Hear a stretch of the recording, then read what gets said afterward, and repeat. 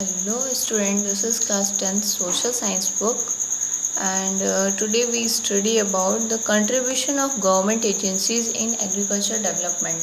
Government agencies का अपने agriculture development में क्या contribution था, आज हम इसको देखेंगे। ये अपना सेकेंड चैप्टर है। Green revolution. ग्रीन रेवोल्यूशन क्या होता है?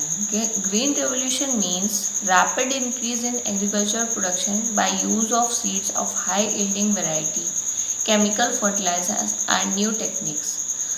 मतलब अपने एग्रीकल्चर प्रोडक्शन में सीड्स जो हैं हाई यील्डिंग वैरायटी, अच्छे किस्म के सीड्स का यूज़ करना, अच्छी वैरायटी के, और केमिकल फर्टिलाइज़र्स का यूज़ करना, नई नई टेक्नोलॉजी का यूज़ करना, इन सब चीज़ों का यूज़ करके अपने एग्रीकल्चर प्रोडक्शन को ज़्यादा इंक्रीज़ करना। The impact of green revolution is visible in the form of increase food grain production. और इंडिया में जो है इसका इम्पैक्ट किस पे पड़ा? फूड ग्रेन प्रोडक्शन पे, खाने की चीज़ें। Adoption of high yielding variety of seeds is increasing in Indian agriculture. और अपने इंडियन एग्रीकल्चर में इसको सभी ने अडॉप्ट किया, सभी ने हाई वैरायटी के सीड्स एग्रीकल्चर में यूज़ करने लगे। Increase in production of wheat and rice in Japan. और इसकी वजह से वीट और राइस का production Japan, Punjab, Haryana, Uttar Pradesh, Gujarat, Tamil Nadu, Andhra Pradesh and Telangana is due to adoption of seeds of high yielding variety. इनका ये यूज़ करने की वजह से इन प्रदेशों में अच्छा प्रोडक्शन होने लगा। Characteristics of green revolution. इसके विशेषताएं, कैरेक्टरिस्टिक्स क्या क्या हैं ग्रीन रेवोल्यूशन की? Use of high yielding variety of seeds. इसमें high yielding variety of seeds का यूज़ किया जाता है। यूज़ ऑफ केमिकल फर्टिलाइजर्स का, पेस्टिसाइड्स का यूज़ किया जाता है। Extension of agriculture machinery tools and equipments. Agriculture machinery tools जो होते हैं, मशीनरी टूल्स एग्रीकल्चर में जो यूज़ किए जाते हैं उनको इम्प्लीमेंट्स करना, एक्सटेंड करना। Extension of small and medium irrigation projects, irrigation projects को भी एक्सटेंशन करना। Use of new techniques for soil conservation. Soil conservation के लिए नई नई टेक्निक्स का यूज़ करना जिससे हमारी सॉइल, मिट्टी बची रहे, फर्टिलिटी अपनी सॉइल की बची रहे। Fixation of support price of agriculture products. और जो एग्रीकल्चर प्रोडक्ट्स हैं उनके प्राइस में फिक्स कर देना कुछ टाइम के लिए। Encouragement to agriculture research and soil testing. और एग्रीकल्चर रिसर्च के लिए एनकरेज करते रहना, सॉइल टेस्टिंग बीच बीच में करते रहना, जिसकी वजह से हमारी मिट्टी की उर्वरकता कम ना हो। To improve food facilities for agriculture marketing. Good facilities for agriculture marketing. और एग्रीकल्चर मार्केटिंग के लिए जितना ज़्यादा से ज़्यादा हो सके गुड फैसिलिटी प्रोवाइड करना। Extension of finance and loan facilities. Finance और लोन की भी फैसिलिटी एग्रीकल्चर के लिए प्रोवाइड कराना। White revolution. नेक्स्ट है वाइट रेवोल्यूशन। मतलब ग्रीन रेवोल्यूशन जो है तो एग्रीकल्चर प्रोडक्ट्स के लिए बेस था। White revolution is closely related to animal rearing. ये पशुपालन, एनिमल रियरिंग से रिलेटेड है। वाइट, सफ़ेद, मतलब पशुपालन, दूध के लिए। White revolution means increase in milk production with the help of dairy development program in rural areas. Rural areas में डेयरी को डेवलप करना जिससे मिल्क का प्रोडक्शन बढ़ सके। This is also known as operation flood, और इसको ऑपरेशन फ्लड भी बोला गया है। Government has developed new species by interbreeding local cows and cows of foreign race. Government ने नई नई स्पीशीज़, नई नई तरह के बाहर से भी काउस को मंगाया और लोकल काउ को भी नए नए तरीके से उनके मिल्क को ज़्यादा बढ़ाने की कोशिश की। Which produce more milk. Dairy cooperative societies were organise in rural areas. Rural areas में डेयरी कोऑपरेटिव सोसाइटीज़ को डेवलप किया गया।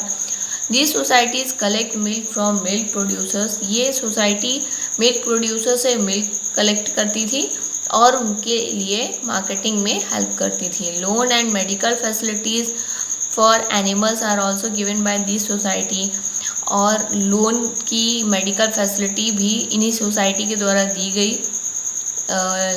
एनिमल्स के लिए। This mission was started from Kheda district of Gujarat. ये मिशन गुजरात के खेरड़ डिस्ट्रिक्ट से स्टार्ट हुआ था and covered other states like Maharashtra, और बाकी स्टेट में भी इसने कवर कर लिया। महाराष्ट्र, आंध्र प्रदेश, तेलंगाना, पंजाब, हरियाणा, राजस्थान और उत्तर प्रदेश, इन सभी जगह ये व्हाइट रिवॉल्यूशन चलने लगा था, डेवलप हो गया था। येलो रिवॉल्यूशन, ये क्या है yellow revolution? The strategy of research and development in the field of production of crops for edible oil and oil seeds is known as yellow revolution. Yellow revolution जो था वो oil seeds के लिए था कि ऑयल सीड्स के production में थोड़ा सा रिसर्च और डेवलपमेंट किया जाए जिससे कि इनका प्रोडक्शन ज़्यादा बढ़ सके। India was well sufficient till 60s in oil seeds production. 60 तक इंडिया में ऑयल सीड्स प्रोडक्शन अच्छा था, लेकिन but due to decrease area of oil seeds crops, क्योंकि ऑयल सीड का क्रॉप का कम एरिया था, इसकी वजह से total cultivable land, negligible use of manures and fertilisers, इन सभी का यूज़ नहीं किया जाता था। लिमिटेड इरिगेशन फैसिलिटीज़ भी कम थी, पॉपुलेशन बढ़ रही थी। No use of crop security के कोई भी यूज़ नहीं था। Scientific technology have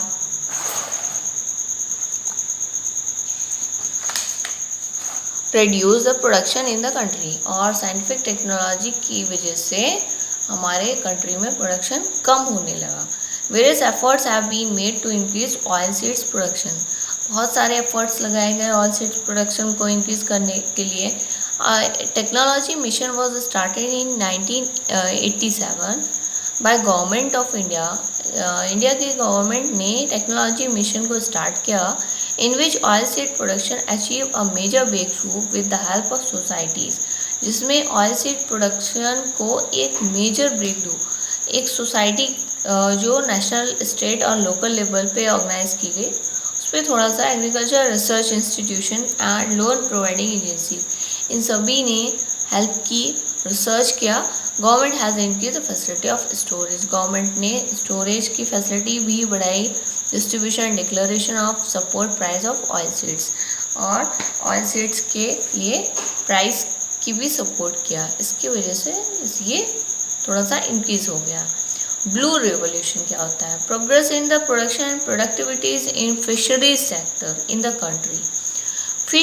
fisheries sector को इंक्रीज करने के लिए ब्लू रिवॉल्यूशन चलाया गया अपने इंडिया में। India is the world third largest producer of fish, India पूरे वर्ल्ड की तीसरे नंबर की सबसे बड़ी प्रोड्यूसर है फिश की। A project is launch in 5 states in collaboration with World Bank to increase fish production in the country। अपने country में 5 स्टेट्स में एक प्रोजेक्ट लॉन्च किया गया वर्ल्ड बैंक के थ्रू।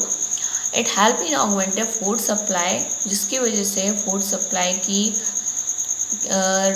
रेसिंग न्यूट्रिशन लेवल को बढ़ाया गया and generating employment, earning foreign exchange, और इस एम्प्लॉयमेंट भी बढ़ा। इन 2006 और 7 द कंट्री प्रोड्यूस्ड इतने लाख टन ऑफ फिश। 2006 और 7 में 63.99 लाख टन ऑफ फिश का प्रोडक्शन हुआ एंड एक्सपोर्ट कितना हुआ? 5739 करोड़, इतना एक्सपोर्ट हुआ। अब अपना क्या है next? Pink revolution. Natural minerals and vitamins play an important role to enhance resistance capacity in the body. अपने जो बॉडी में है नेचुरल मिनरल्स और विटामिन्स का एक इम्पॉर्टेंट रोल होता है। Emphasis is given in growing fruits in tropical and temperate climate.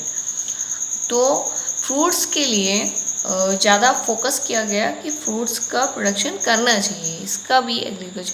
Apple, mango, banana, coconut, pineapple, cashew nut, orange, lemon, almonds, इन सभी चीज़ों को using the soil and varied climate of our country.